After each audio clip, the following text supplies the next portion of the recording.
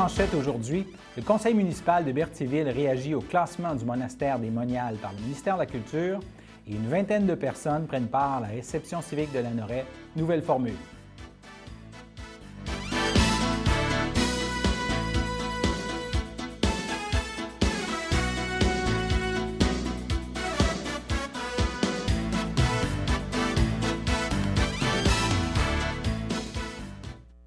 Alors bonjour mesdames, messieurs, mon nom est François Robert et bienvenue à votre bulletin d'actualité locale du 14 janvier. Alors les élus de Berthierville n'entendent pas donner un rôle à la ville de premier plan dans le dossier de la reconversion du monastère des Moniales de Berthierville après la confirmation la semaine dernière que la ministre de la Culture, Nathalie Roy, avait décidé de classer le bâtiment et son site selon la loi sur le patrimoine culturel du Québec. Voici un extrait de la résolution adoptée hier soir. Alors, considérant que le classement d'un bien ou d'un site patrimonial est un statut attribuable par le ministère de la Culture et des Communications, considérant que le site et l'ancien monastère des Moniales dominicaines relatifs aux avis de classement sont de propriété privée, et considérant que le site classé comme site patrimonial représente une superficie totale de plus de 80 000 m² sur plus de 7 km² pour l'ensemble du territoire de la ville, ayant pour conséquence d'empêcher un potentiel développement résidentiel évalué à 40 millions de dollars dans un secteur desservi par les infrastructures municipales, considérant que les facteurs socio-économiques du territoire ne permettent pas d'engager la communauté berthelaise dans un quelconque projet pour cet immeuble classé, considérant qu'à titre de gouvernement de proximité, la Ville de Berthierville désire, en toute transparence et dans le respect des lois, informer la population berthelaise de la position du conseil municipal envers ce dossier, il est donc résolu de confirmer à la population berthelaise que le conseil municipal n'a pas l'intention d'augmenter la charge fiscale des Berthelais aux fins de projets pour l'immeuble et le site classé, ni d'investir des fonds publics, ni prendre en charge l'ancien monastère et le site faisant l'objet des avis de classement émis par le ministère de la Culture et des Communications. Et la Ville va aviser le ministère de la Culture et des Communications que Berthier ne fera pas de demande de transfert de responsabilité en vertu de la loi sur le patrimoine culturel pour cet immeuble patrimonial et son site. Et cette résolution sera acheminée à la ministre de la Culture et des Communications, à la ministre des Affaires municipales et de l'Habitation, à la ministre du Tourisme et aux députés du comté de Berthier et de la municipalité régionale de comté de Dautré. En souvenir de cette époque encore pas si lointaine, là, où les sœurs étaient au monastère, voici la bande-annonce du site sur la vie des sœurs dans ce monastère réalisée il y a quelques années par Louise Sigouin. Nous l'avons joint au téléphone ce matin. Là, la réalisatrice a décliné notre invitation à commenter les derniers développements dans l'histoire du monastère. Elle s'est contentée de souligner que son film serait disponible en DVD au printemps. On écoute la bande-annonce de ce documentaire. La sagesse a dressé une table, elle invite les hommes au festin, venez au banquet du Fils de l'homme, mangez et buvez la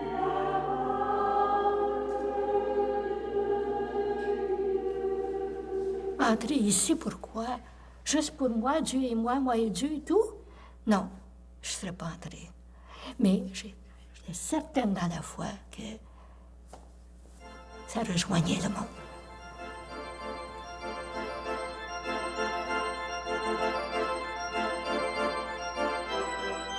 De l'extérieur, notre vie peut paraître monotone et répétitive. Mais de l'intérieur, c'est tout le contraire. Il n'y a pas une journée qui ressemble à l'autre, d'abord. Et il n'y a pas une récréation où les sœurs sont moins folles que l'autre récréation précédente. Mais il y a toujours place pour l'inédit de Dieu dans nos vies. Par exemple, juste ce moment de déménagement actuellement, qui aurait dit parmi nous, il y a 6 ans en arrière, qu'on vivrait ça de cette façon-là. Mais on a toujours la grâce. Hein? toujours une grâce qui accompagne soit les épreuves, les sacrifices qu'on a à faire. On n'est jamais seul. On vit tellement dans le surnaturel, quoi, que tu sais, la mort, c'est pas la fin, c'est le commencement d'une autre vie.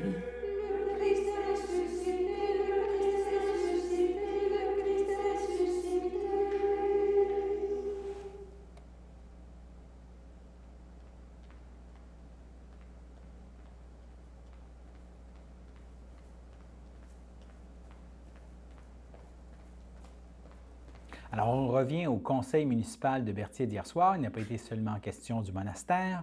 Les élus ont confirmé l'achat d'une parcelle de terrain située aux abords de l'aréna Joanie-Rochette. Berthier fait l'acquisition d'une bande de terrain de 10 mètres par 180 mètres située à l'arrière de l'aréna. On parle de nécessité pour la municipalité. Ça serait une question de sécurité. Alors, l'achat permet un meilleur accès au site. Le coût de la transaction est de 5 $ le pied carré. Toujours lors de la séance des élus d'hier soir, la Ville, par résolution, a appuyé de façon officielle les journées de la persévérance scolaire 2020. Ces journées sont prévues du 17 au 21 février prochain. La persévérance scolaire, c'est l'affaire de tous, a souligné la conseillère municipale Isabelle Fontaine qui a proposé cet appui. Alors, l'éducation doit demeurer une priorité dans la Naudière, a-t-elle ajouté. Les élus de Berthier démontrent ainsi l'importance de persévérance scolaire et soulignent que ces efforts ont aussi un impact pour la municipalité et la région. Les jeunes qui complètent leurs études, eh bien, ils contribuent davantage à une économie plus dynamique.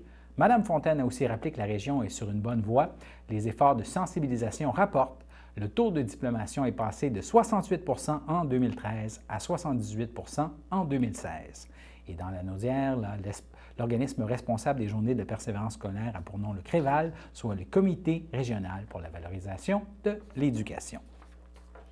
On vous parlait à notre bulletin d'hier qu'avant la rencontre du Conseil de Lanoraie de janvier, qui avait lieu hier soir, les citoyens étaient conviés à une rencontre civique à la salle du Conseil afin de pouvoir prendre une bouchée et échanger avec leurs élus.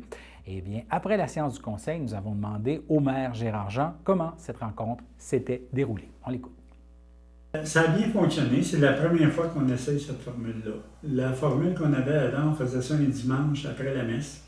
Et puis, étant donné qu'on faisait ça devant l'église, à la salle Jean Bourdon, qui est adjacente à la bibliothèque. Et puis, les dernières années, on avait moins de monde qui participait.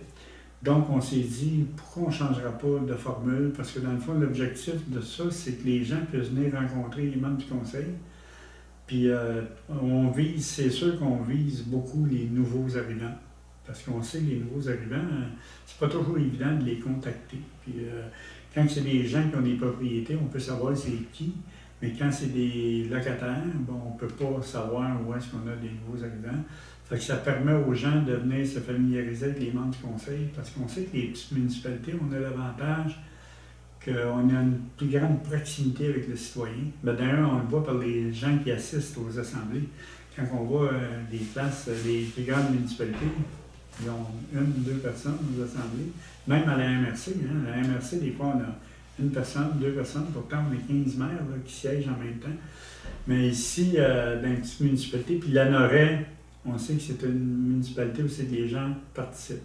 Puis moi, je trouve ça le fun parce que je trouve ça le fun de voir qu'on a de l'intérêt pour ce qui se passe dans notre communauté. Je pense que c'est important parce que pour nous, ça nous permet aussi d'avoir le pouls.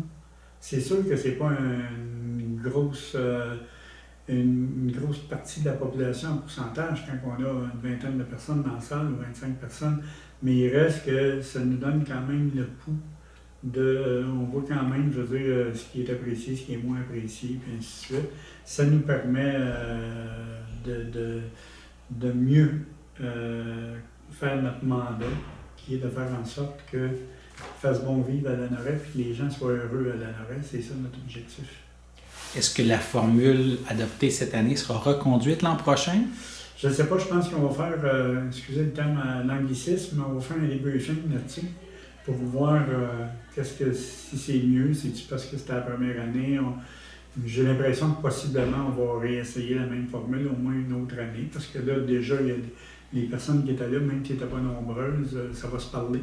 Puis en se parlant, ben, peut-être qu'ils sont fait boule de neige, puis les gens vont venir nous rencontrer. Alors, durant la séance du conseil municipal de la Noret hier soir, les élus ont aussi voté un budget de près de 21 000 $ pour la conception d'un nouveau site Web pour la municipalité. C'est la firme eClick Conception qui a remporté l'appel d'offres. Le maire nous donne quelques précisions. La municipalité va se doter d'un nouveau site Internet. Vous avez voté un budget pour ça. Est-ce qu'on a une idée à peu près quand le nouveau site sera prêt? On espère que ça va être en 2020. OK. Parce que c'est quand même beaucoup de travail de faire ça. Mais on espère que ça va être en 2020, effectivement. Aujourd'hui, on sait que c'est les moyens de communication qui sont privilégiés, c'est les moyens par Internet, hein, puis notre page Facebook, et ainsi de suite.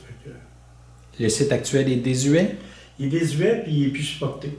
Donc, on ne peut plus faire de changement dessus. C'est un peu ce qui nous amène à aller à... Alors, nous reviendrons sur d'autres éléments discutés au conseil municipal de la Noret au cours des prochains jours. Pour l'instant, passons à notre première pause. Bon, Voyons, qu'est-ce que tu fais? je vais faire le tour du monde à vélo. Mais voyons, tu fais pas de vélo. Tu vas même pas au dépanneur à pied. Je vais rouler jusqu'à Vancouver, la Mongolie, Madagascar, la Terre de Feu, l'Alaska, l'Australie. On part pas faire le tour du monde à vélo du jour au lendemain comme on ne prend pas sa retraite sans l'avoir préparée. Ça évite bien des mauvaises surprises. Une retraite, ça se planifie. T'es où? OK. J'arrive dans 30 minutes.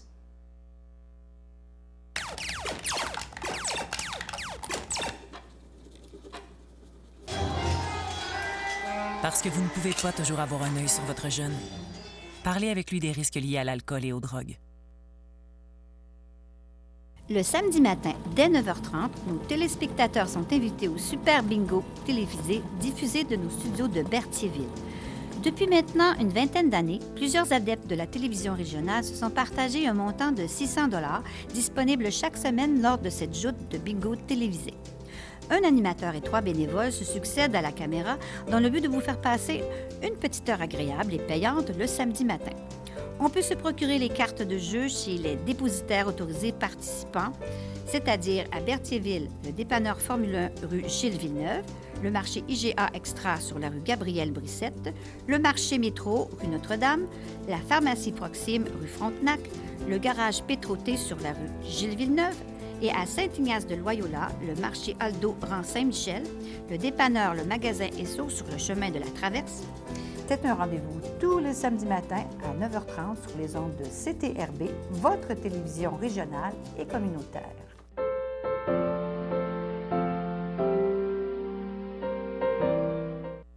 Alors, au chapitre des anniversaires aujourd'hui, le mardi 14 janvier, la FADOC de l'Île-du-Pas souhaite un très joyeux anniversaire à Sylvain Mancé. Le Centre d'action bénévole d'Autrey souligne pour sa part l'anniversaire de Claude Dubuc. C'était les anniversaires du jour. Et on poursuit notre exploration de la programmation d'hiver de l'Université du 3e âge dans la région. Dans notre dernier extrait, là, le directeur de la programmation nous parlait d'un cours ayant eu lieu à Saint-Ignace-de-Loyola sur Régent-du-Charme. Il poursuit son explication et terminera notamment en nous parlant d'un autre projet de cours qui se tiendrait dans la région de Berthier, peut-être l'an prochain. C'est ça, le cinquantenaire.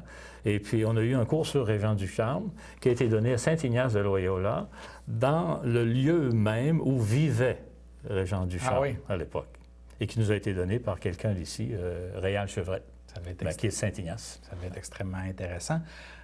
Pour les personnes qui veulent apprendre à apprivoiser la technologie, il y a aussi un atelier là, qui est donné. Oui, on a un atelier iPad.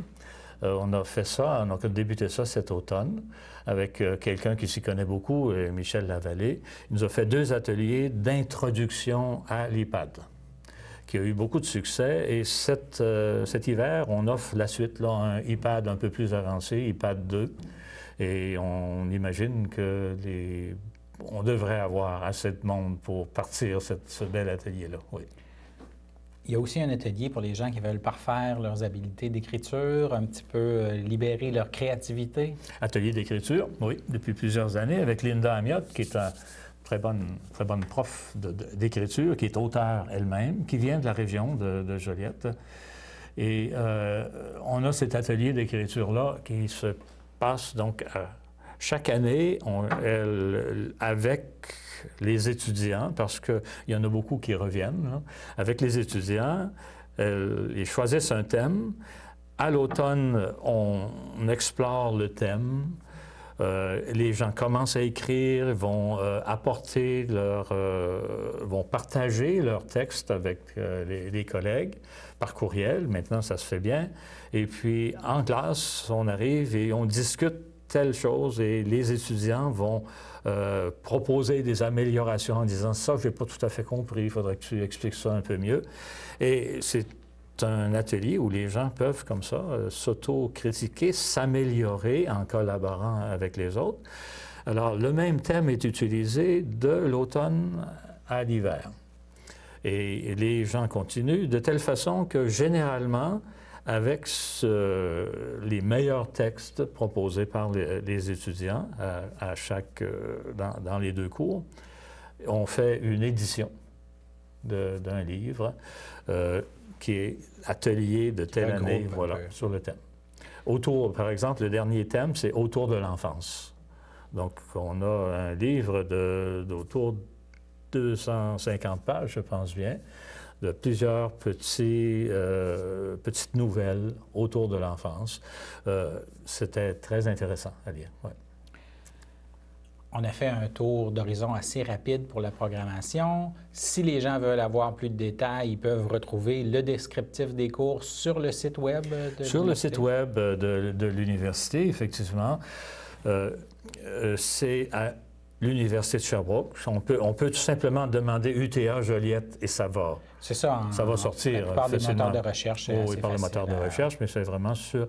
On est hébergé sur l'Université de Sherbrooke et il y a une section UTA où vous allez pouvoir aller voir le détail de la programmation de chacune des 29 unités. Je viens de dire ça, ça me fait penser, dans la Naudière, on est une des régions où il y a le plus d'antennes de l'UTA, parce qu'il y a 3 antennes. Il y a celle de Joliette qui est née en 98 et qui continue d'exister. Et il y en a eu une aussi qui s'est développée à Repentigny, qui s'appelle l'UTA MRC l'Assomption. Et il y en a une dans la région de MRC des Moulins, qui est de Terrebonne et Mascouche à peu près. On est 3 antennes et chacune a une certaine autonomie. On est absolument autonome, mais on a aussi notre clientèle, mais on s'aperçoit aussi qu'il y a des gens qui vont dans les autres antennes. Alors, plusieurs de nos étudiants suivent des cours chez nous, ils vont en prendre un à Repentigny. La curiosité se développe et ensuite on a envie d'en prendre d'autres. Peut-être rappeler en terminant un petit peu les modalités d'inscription. Quelqu'un qui voudrait aller s'inscrire suite à avoir entendu tout ça, il y a le goût de s'inscrire. Comment ça fonctionne? Bien sûr, le plus facile, c'est par Internet. Vraiment, par Internet, vous allez UTA Joliette, vous allez trouver là d'abord la programmation en mode, en fait, l'équivalent de notre brochure ici, mais en mode PDF. Vous pouvez télécharger. Tous les détails sont là-dedans. Il y a aussi le formulaire d'inscription. Le formulaire d'inscription, vous le remplissez sur place, c'est facile à faire. Chaque cours apparaît, il y a un menu déroulant, on peut cliquer sur le cours qui nous intéresse. Voilà. Pour une personne, par exemple, qui serait un petit peu moins à l'aise avec Internet pour s'inscrire, j'imagine qu'il y a d'autres façons de le faire? Oui. Oui, il y a moyen d'avoir une brochure papier, de s'en faire venir une par la poste. Et il faut tout simplement téléphoner à notre registraire, qui est Claudine Goulet, au 450-756-1447. Et puis, elle va vous faire parvenir quelque chose. Si vous voyez que vous êtes un peu trop serré dans le temps, que vous voulez vous inscrire, puis que le cours va débuter bientôt, elle va s'arranger pour vous faire ça en ligne, tout simplement par téléphone. Oui. Parfait. Oui. Très intéressant. J'imagine que ça va donner le goût à certaines personnes peut-être de s'inscrire puis de découvrir l'Université du troisième âge. Je l'espère. Je voudrais dire quelque chose avant de terminer. C'est que on est tout récemment là, en marche pour peut-être offrir un cours à Berthierville. OK. La demande vient d'étudiantes de Berthierville qui ont demandé ça à un de nos profs en disant est-ce que vous pourriez venir offrir le cours à Berthierville? Et là, on a regardé et on s'est dit, oui, on a une trentaine de personnes potentiellement, et sans doute plus si on offrait quelque chose ici. Donc, on est en démarche. Présentement, j'ai quelqu'un de Berthier, qui est Mme Louise Bonin, qui est en train de regarder pour la disponibilité de locaux à Berthierville, parce que pour nous, la gestion matérielle est très importante. C'est un peu lourd. Hein? Nos cours, on n'a jamais dit ça nulle part, mais c'est assez évident quand quelqu'un regarde dans la programmation, mais nos cours sont 2 jours sur semaine. On n'a pas de cours de soir, là. Vraiment, nos cours sont 2 jours sur semaine. Donc, en termes de locaux, on ne peut pas utiliser les écoles ou le cégep, n'importe quelle école, parce qu'ils sont utilisés et on est en même temps. Donc, il faut se trouver des locaux. Et généralement, les locaux, bien, c'est des trucs dans le centre communautaire de Saint-Paul, par exemple, où il y a une belle place pour faire une classe. Mais il faut apporter notre matériel, nos projecteurs pour les PowerPoint qui sont présentés. Faut avoir... Donc, on est à la recherche de ça, ici. À Berthierville, si on a un local assez adéquat, qui est disponible, qui est un peu équipé, qu'on n'est pas obligé d'amener chaque semaine le matériel et tout ça, eh bien, on va peut-être avoir quelque chose à l'automne prochain. C'est une bonne nouvelle, c'est une bonne nouvelle. Puis peut-être s'il y a des gens qui ont des locaux à proposer, qui sont à l'écoute, peuvent aussi communiquer avec vous puis proposer des endroits possibles. Tout à fait. Un gros merci, mon cher monsieur. Merci beaucoup. Au plaisir. Au cours des prochains jours, nous vous présenterons un témoignage d'une étudiante de l'Université du 3e âge qui invite les gens à s'inscrire et qui dit comment elle apprécie beaucoup les cours. Alors, avant de passer à notre seconde pause, soulignons que notre bingo de samedi dernier a été remporté par Céline Laprade, qui s'est mérité 600 $ pour sa carte pleine. Nous passons maintenant à notre seconde pause. Bon! Voyons, qu'est-ce que tu fais? Je vais faire le tour du monde à vélo. Mais voyons, tu fais pas de vélo. Tu vas même pas au dépanneur à pied. Je vais rouler jusqu'à Vancouver, la Mongolie, Madagascar, la Terre de Feu, l'Alaska, l'Australie. On part pas faire le tour du monde à vélo du jour au lendemain comme on ne prend pas sa retraite sans l'avoir préparée. Ça évite bien des mauvaises surprises. Une retraite, ça se planifie. T'es où? OK. J'arrive dans 30 minutes.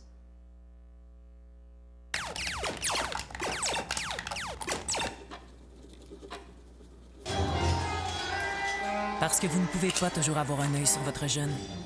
Parlez avec lui des risques liés à l'alcool et aux drogues. La Victoire de l'amour fête ses 25 ans et CTRB vous convient à un merveilleux spectacle auquel participeront des artistes comme Natacha Saint-Pierre, Mélissa Bédard, Sœur Angèle, Marcia Pilote et plusieurs autres artistes talentueux. Le tout aura lieu le 6 juin prochain en après-midi à la salle Maurice O'Brady de Sherbrooke. Le départ se fera en autocar de Berthierville à 9 h et le prix du billet est de 99 $, incluant un repas au buffet des continents. Les places sont limitées, alors réservez au plus tôt en téléphonant au 450-836-5103 ou 450-758-1670. Alors, n'hésitez pas à venir passer un moment très agréable pour débuter l'été 2020.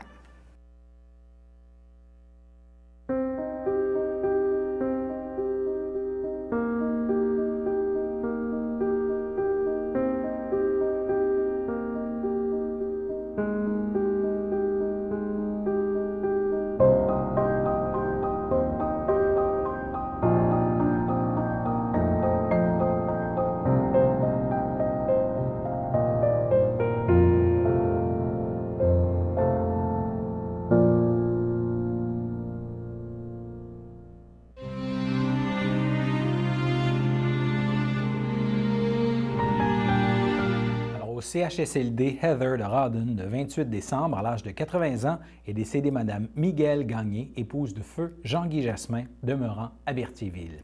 Elle laisse dans le deuil ses enfants, Daniel Jasmin, Francine Jasmin, ainsi que ses petits-enfants, Steve et Tommy Adam, Marianne et Camille Jasmin, ses arrière-petits-enfants, William et Lou Adam, ses frères, sœurs, beaux-frères et belles-sœurs, Pierrette Gagnon, Normand Gagnon, Alain Gagnon, Michel Gagnon, Daniel Gagnon, Sylvie Gagnon, Lucille Jasmin, Paul Jasmin, Marcel Jasmin, André Jasmin, France Bourgault, Claudette Perrault, Pauline Maillet, Huguette Leroux et Claude Dufresne, ainsi que plusieurs neveux, nièces, autres parents et amis. La famille vous accueillera vendredi le 17 janvier de 18 à 21 h et samedi le 18 janvier dès 9 h au complexe funéraire F. Thériault du 741 rue Notre-Dame à Berthierville. Suivra une liturgie à la chapelle du complexe à 11 h et Mme Miguel Gagné-Jasmin sera inhumée au cimetière de Berthierville à une date ultérieure. Au CHDL Saint-Charles-Borromée, le 4 janvier, à l'âge de 85 ans, est décédé M. Jean-Guy Lachance, conjoint de Lise Plante, demeurant à Berthierville. Il laisse dans le deuil, outre sa conjointe, ses frères, son frère, ses sœurs, ses beaux-frères et belles-sœurs, Denise Lachance, épouse de Gilles Morin, Claudette Lachance, épouse d'Oscar Saint-Pierre, Maurice Lachance, Suzanne Lachance, Lucille Marcoux, feu Rosaire Lachance, Ken Descorses, feu Alice Lachance, son filleul Frédéric Plante, Geneviève Plante, Marcel Plante, Nicole Paul, feu Gilles Plante, ainsi que plusieurs neveux, nièces, autres parents et amis. La famille accueillera parents et amis le vendredi 24 janvier de 19 à 21 h et samedi dès 9 h au complexe funéraire F. Thériault du 741 rue Notre-Dame à Berthierville. Et les funérailles auront lieu le samedi 25 janvier à 11 h en l'église Sainte-Geneviève de Berthier. M. Lachance sera inhumé au cimetière de Berthierville à une date ultérieure. Au CHRDL de Saint-Charles-Borromée, le 7 janvier, à l'âge de 78 ans, est décédé M. Serge Giroux, qui a été maire de Saint-Ignace de Loyola de 1983 à 2009. Il a été époux de Suzy Valois, demeurant à Berthierville, et autrefois de Saint-Ignace de Loyola. Il laisse dans le deuil, outre son épouse, ses enfants, Maryse Giroux, Éric Giroux, de même que ses petits-enfants, Xavier Guertin, Laura Guertin et Liam Lafortune, son frère, belle-sœur et beau-frère, Georges-Étienne Giroux, Monique Hébert, Christian Valois, Carmen Harel Valois, ainsi que plusieurs neveux, nièces et autres parents et amis. La famille vous accueillera dimanche, le 19 janvier, dès 11 h au salon funéraire F. Thériault du 741 rue Notre-Dame à Berthierville et suivra un hommage à la chapelle le dimanche 19 janvier à 14 h 30 et M. Serge Giroux sera inhumé au cimetière de Saint-Ignace de Loyola à une date ultérieure. Nous passons maintenant à la météo.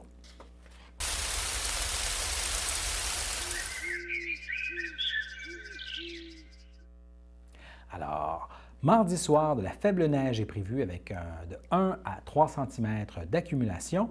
Le mercure devrait être autour de -10. Et dans la nuit de mardi et mercredi, 1 cm supplémentaire de neige devrait tomber avec une légère hausse du mercure autour de -8 degrés Celsius. Et mercredi matin, le ciel sera variable avec -7 degrés et en après-midi, le ciel sera à nouveau variable, mais le mercure pourrait atteindre -1 degré.